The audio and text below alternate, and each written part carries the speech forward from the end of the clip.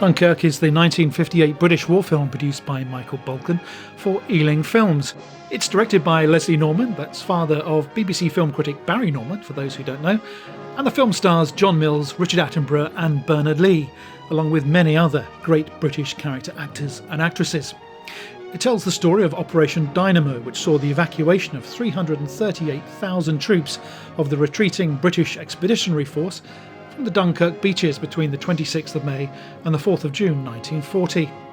It's based on two novels, The Big Pickup and Dunkirk, and interestingly, the film begins to feel like two stories being told in parallel.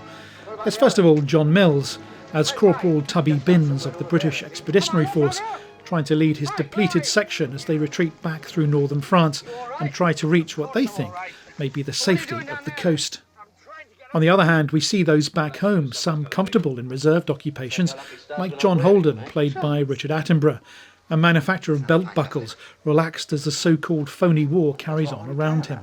They made it a reserved occupation, I didn't. Anyway, would I have done any more by sitting on the backside in France for the last 6 months? Or would I? A new baby, 200 gross of buckles, unlimited petrol, and all the whiskey you want. You're sitting pretty, aren't you, Holden? Yes, it is a lovely war. Then we have the conscience of the audience, journalist Charles Foreman, played by the wonderful Bernard Lee, who can see the growing threat and itches to shake the home front out of its complacency. Well, I don't get it. Here are the biggest troop movements since the war broke out. Nobody says anything, nobody attempts anything, nobody knows anything. What do they think they're there for, manoeuvres? Patrol activity, other bilge. These two worlds soon collide when the Royal Navy puts out a call for civilian ships to come and join their beleaguered rescue operation and make the perilous journey to the French coast to try and pick up as many servicemen as they can.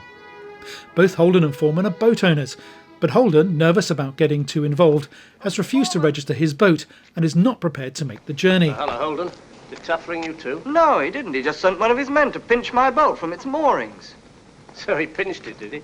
Yeah, he did blast him. What's the idea? I suppose it's got something to do with the BBC broadcasts about registering boats of 30 foot or more. Mine's not 30 foot, not since I ran slap into Teddington Lock it isn't. I took 6 inches off the stem. So you didn't register it?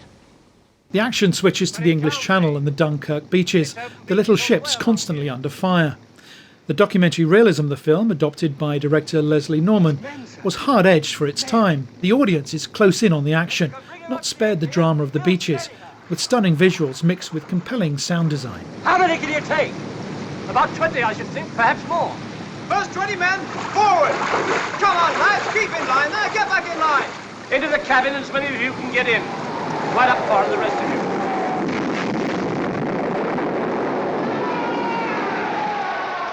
The constant aerial attacks maintain a heightened tension throughout the remainder of the film, and the valiant flotilla of little ships does all that it can to ferry troops to larger ships waiting offshore, or make the perilous journey back across the English Channel, top-heavy with human cargo.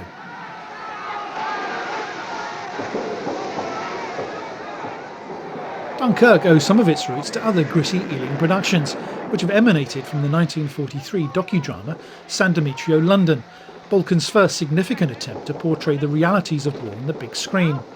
Of course, his most famous anti-war film, the biggest British film of 1953, was The Cruel Sea, which had Jack Hawkins and Donald Sinden at the helm.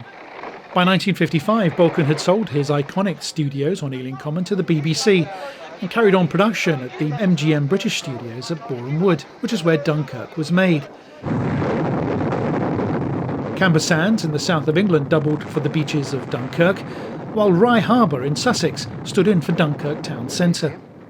Dunkirk remains to this day a compelling story that's magnificently told for the cinema, a classic British film that can stand shoulder to shoulder with any other.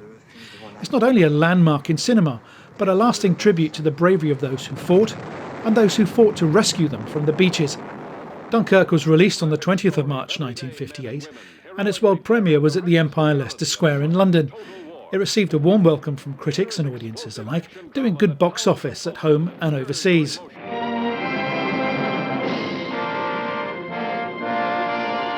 If you have a chance to catch Dunkirk, please do. It's a great film and certainly well worth the watch.